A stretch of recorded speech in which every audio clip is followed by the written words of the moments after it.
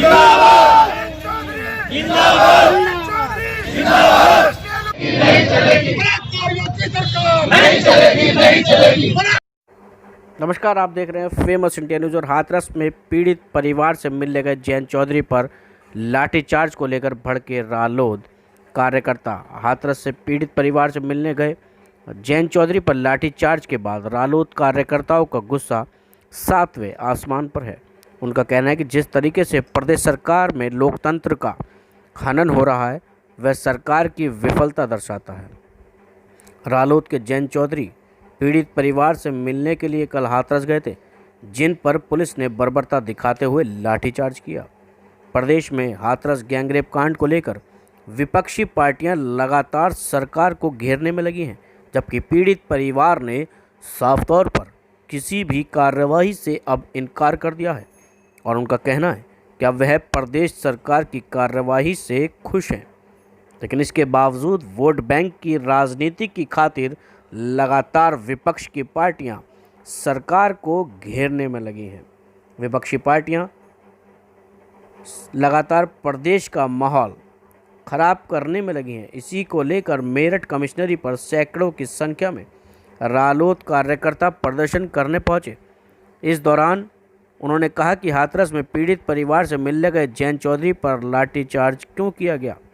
जैन चौधरी पर लाठीचार्ज की निंदा करते हुए सैकड़ों की संख्या में रालोद कार्यकर्ताओं ने कमिश्नरी पार्क पर धरना प्रदर्शन कर सरकार विरोधी नारेबाजी की।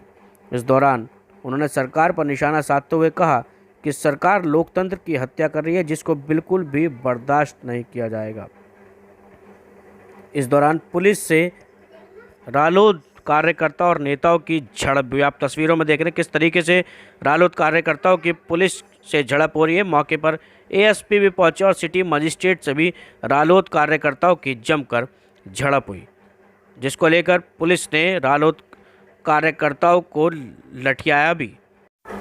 आप तस्वीरों में देख रहे हैं किस तरीके से एक एसआई द्वारा रालोद कार्यकर्ता पर लाठी मारी जा रही है। आप देख रहे हैं किस तरीके से ये एसआई रोकने पर भी नहीं रुक रहा और इस कार्यकर्ता से भिड़ने के लिए पूर्ण रूप से दिखाई दे रहा है। पुलिस की गुंडागर्दी इस तस्वीरों में आप साफ तौर पर देख सकते हैं कि प्रदर्शन कर रहे लोगों पर पुलिस लाठी भांजती भी यहाँ दिखाई दे रही है। किस तरीके से एसआई की रालोद कार्यकर्ता से इसको लेकर झड़प भी हुई। उसका गिरबान पकड़ने की कोशिश करके उसको खींचने की भी पुलिस ने कोशिश की, जबकि बीच में आए रालोद कार्यकर्ताओं और वरिष्ठ नेताओं ने बीच बचाव कराया। लेकिन उसके बावजूद भी यह एसआई अपनी दबंगता दिखाता तस्वीरों में साफ दिखाई दे रहा है। आप देख ही रहे हैं किस तरीके से ये एसआई पीछे हटने को तैयार नहीं है। वर्दी की हनक में ये एसआई बिल्कुल चूर दिखाई दे रहा है। मेरठ से फेमस इंडिया की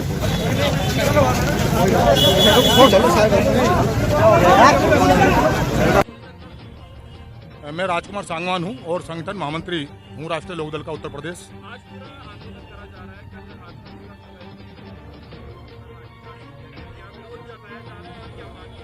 देखिए, हाथरस में एक दलित युवती के साथ, बेटी के साथ जो हैवानियत हुई है और सरकार के इशारे पर जो प्रशासन ने नंगा नाच किया है कि उसका दाह संस्कार भी पेट्रोल डालकर जला दिया जाए उसको, और उसके बाद में सरकार का जो आचरण, जो सरकार का रवैया है, अगर पीड़ित पक्ष के साथ जो विपक्ष के नेता, विपक्ष के लोग, जो कार्यकर्ता अगर उसकी मदद करने के लिए, उनको सहायता देने के लिए, उसका हिम्मत बढ़ाने के लिए, उसको इंसाफ दिलाने के लिए वहाँ जाने का काम करते हैं, तो प्रदेश की सरकार इतनी गुंडाई पर उतर आई है कि वो लाठी और गोली चलाकर विपक्ष की आवाज को दबा देना चाहती है।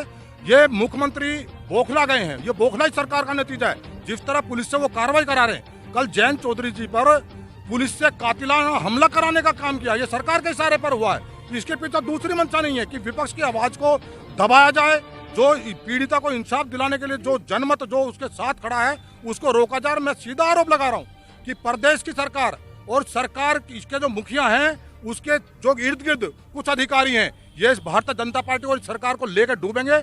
उनकी कार्यप्रणाली अभी इस मुख्यमंत्री को खुश करने की नीयत से वो इस घटना को दूसरी तरफ डाइवर्ट करने का काम कर रहे हैं, और ये बौखलाहट का नतीजा है। जब सरकार बौखला जाती है और गलत कामों में, धंधों में फंस जाती है, तब वो इस तरह की हरकत करती है। जो उनका कल का आचरण है, फर्जी मुकदमे लिखवा गए, नेताओं के खिलाफ मुकदमे लिखवा गए। जब ये विपक्ष में थे तब इनका आचरण क्या था, जब ये विपक्ष में थे तब इनका आचरण क्या था।